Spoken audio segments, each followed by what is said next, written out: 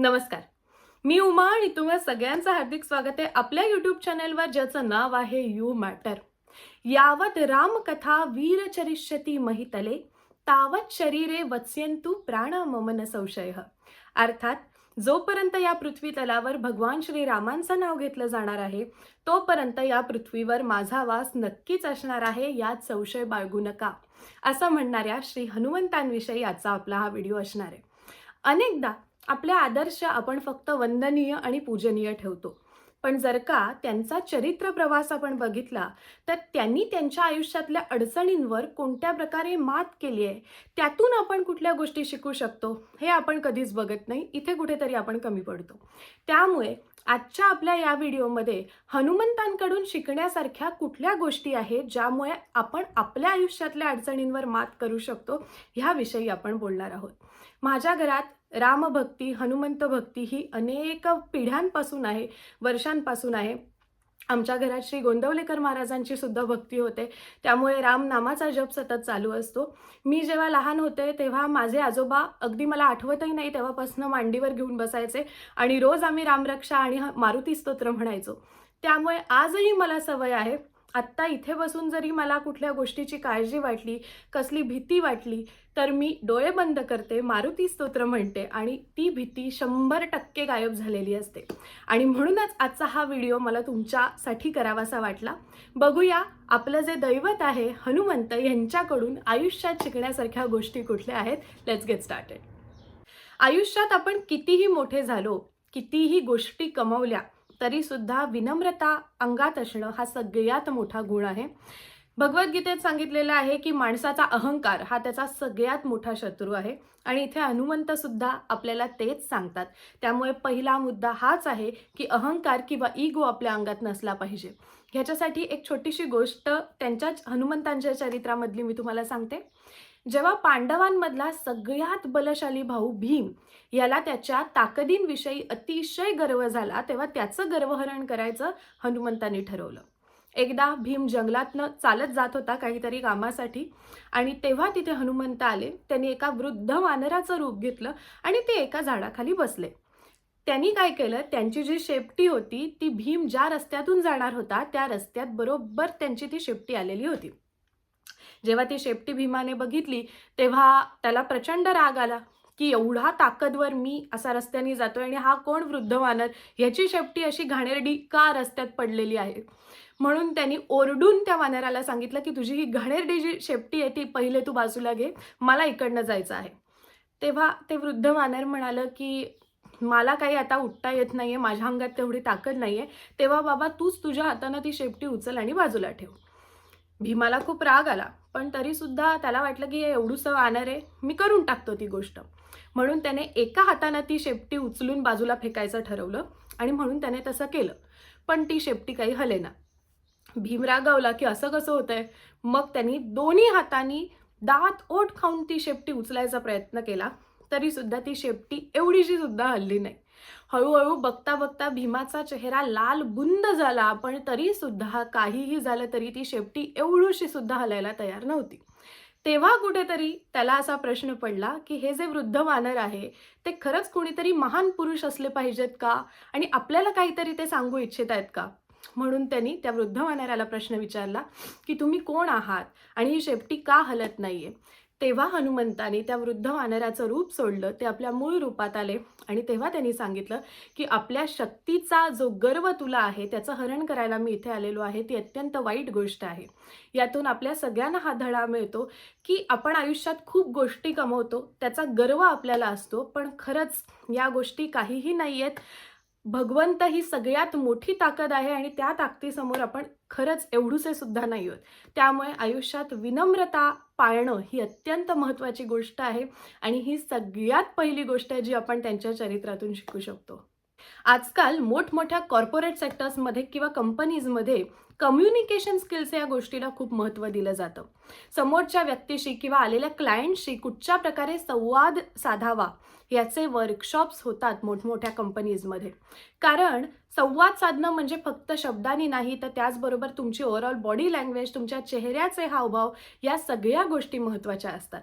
एखादा इंटरव्ह्यू किंवा महत्त्वाची मीटिंग असेल तर आपण आदल्या दिवसापासून तयारी करत असतो की आपण कुठल्या प्रकारे संवाद साधला पाहिजे. आणि यालाच म्हणतात कम्युनिकेशन स्किल्स. आणि या कम्युनिकेशन स्किल्सचे सगळ्यात मोठे मास्टर होते श्री हनुमंत. आणि ह्याचीच आता मी एक गोष्ट तुम्हाला सांगते. जेव्हा सीता मातांना शोधायला श्रीराम आणि लक्ष्मण निघाले होते जंगलातून, तेव्हा तिथे त्यांना सुग्रीवाने पाहिलं. सुग्रीवाला भीती वाटली की वालीने या दोघांना मला मारायला तर पाठवलं नसेल ना. आणि म्हणून त्याने आपल्या मंत्र्यांना म्हणजेच श्री हनुमंतांना सांगितलं की जा आणि माहिती काढ की हे दोन आलेले पुरुष नक्की कोण आहेत म्हणून. तेव्हा हनुमंतांनी एका ब्रह्मचर्याचं रूप धारण केलं आणि ते श्रीराम आणि लक्ष्मण यांच्यासमोर गेले.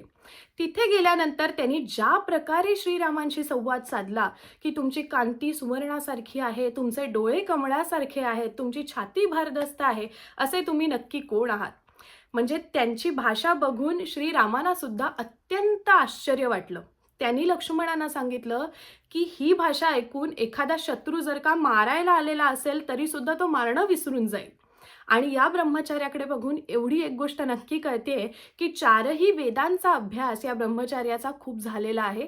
त्याचबरोबर व्याकरणशास्त्रात तो निपुण आहे.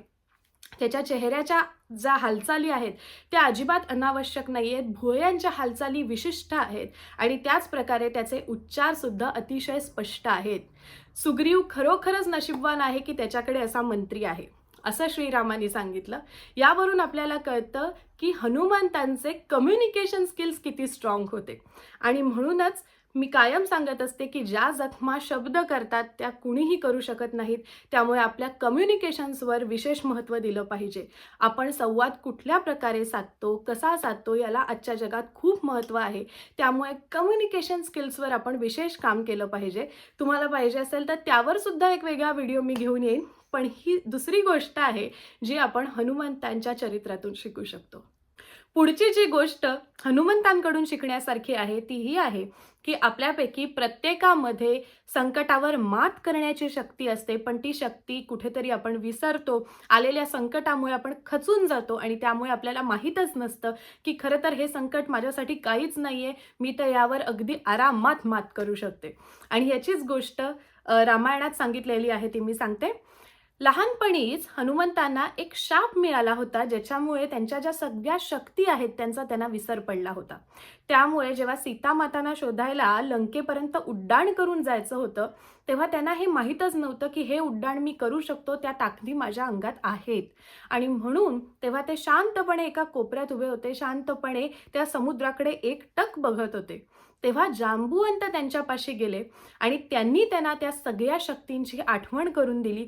आणि ज्याच्यानंतर हनुमंतांना आठवलं की आपण तर सूर्यापर्यंत उडी मारली होती, हे तर फक्त 100 योजनांचं अंतर आहे, ते आपण अगदी एका उडीमध्ये पार करू शकतो. आणि त्यानंतर त्यांनी लंकेपर्यंत प्रवास केला. ही गोष्ट आपल्या सगळ्यांनाच माहिती आहे. या गोष्टीतून आपण एक गोष्ट नक्कीच शिकू शकतो की अशा काही शक्ती, अशा अडचणींवर मात करण्याच्या अनेक ताकदी आपल्या अंगात सुद्धा आहेत, पण आपण वेळप्रसंगी त्या विसरतो. आलेल्या संकटामुळे आपण खचून जातो. पण आता यापुढे जर का आपल्यावर कुठलंही संकट आलं तर हनुमंतांकडे बघून फक्त त्यांचा आशीर्वाद मागायचा नाहीये, तर ही गोष्ट सुद्धा आठवायची की ज्या प्रकारे त्यांना त्यांच्या शक्तींचा विसर पडला होता आणि नंतर त्यांना त्या आठवल्या, त्याचप्रमाणे मला सुद्धा माझ्या शक्ती आठवणार आहेत आणि मी या संकटावर नक्कीच मात करून जाणार आहे. त्यामुळे ही पुढची गोष्ट आहे जी आपण हनुमंतांकडून शिकू शकतो. मारुती स्तोत्राच्या फलश्रुतीमध्ये म्हटलेलं आहे, भूतप्रेत संबंधादी रोगव्याधी समस्तही नासती तुटती चिंता आनंदे भीमदर्शने. जर का रोगव्याधीपासून आपल्याला खरी सुटका हवी असेल तर आपल्याला मारुती स्तोत्राचे जे पहिले 2 शब्द आहेत ते बघितले पाहिजेत आणि ते म्हणजे भीमरूपी महारुद्रा. हनुमंतांची तब्येत, त्यांचा जो फिजिकल फिटनेस आहे तसा फिटनेस जर का आपण आपल्या आयुष्यात आणू शकलो तरच रोगव्याधी आपल्यापासून लांब जाणार आहेत, नुसतं मारुती स्तोत्र म्हणून नाही. त्यामुळे त्यांच्याकडून ही पुढची गोष्ट शिकण्यासारखी आहे की आपल्या फिजिकल फिटनेसवर, आपल्या एक्सरसाइज रुटीनवर आपण जर का त्यांचे खरे भक्त असू तर नक्कीच आपण लक्ष दिलं पाहिजे. आपल्याकडे असं म्हणतात, आरोग्यम धनसंपदा, अर्थात कोणत्याही संपत्तीपेक्षा सगळ्यात मोठी संपत्ती आजच्या जगात आहे एक निरोगी शरीर असणं. ते जर का नसेल तर तुमची सगळी संपत्ती काहीही उपयोगाची नाही. आणि म्हणूनच त्यांच्या चरित्रातनं सुद्धा आपल्याला ही गोष्ट कळते की शक्ती जर का तुमच्याकडे नसेल तर डेफिनेटली विजय मिळवणं शक्य नाही आहे. आणि शक्तीसाठी फिजिकल फिटनेस हा अत्यंत गरजेचा आहे. त्यामुळे यापुढे आपण आपलं फिजिकल रुटीन आहे, जे एक्सरसाइज रुटीन आहे, ते नीट फॉलो करायला सुरुवात करणार आहोत. त्यांचे भक्त म्हणून सुरुवात करणार आहोत. आणि ही पुढची गोष्ट आहे जी आपण त्यांच्याकडून शिकू शकतो. हनुमंतांच्या चरित्रातून आपण शक्तीबद्दल तर शिकतोच, पण त्याचबरोबर सगळ्यात मोठी गोष्ट जी त्यांच्याकडे होती ती म्हणजे शक्तीबरोबर भक्ती असणं. आज आपण त्यांना रामरायांचे सगळ्यात मोठे भक्त म्हणून ओळखतो.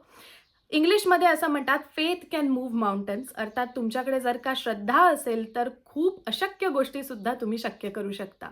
आणि ह्याच भक्तीची एक छोटीशी गोष्ट हनुमंतांच्या चरित्रातली आता मी तुम्हाला सांगते. जेव्हा लंका विजय मिळवून श्रीराम सगळ्यांबरोबर परत अयोध्येला आले, तेव्हा ते प्रत्येकाला काही ना काही बक्षीस देत होते सहाय्य केल्याबद्दल युद्धात.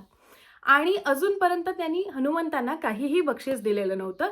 हे बघून सीतामातांनी आपल्याकडची एक अत्यंत किमती माळ त्यांना बक्षीस म्हणून दिली. ही माळ जेव्हा हनुमंतांनी घेतली तेव्हा ते त्यातला प्रत्येक मोती तोडून तोडून तोडून काहीतरी बघत होते.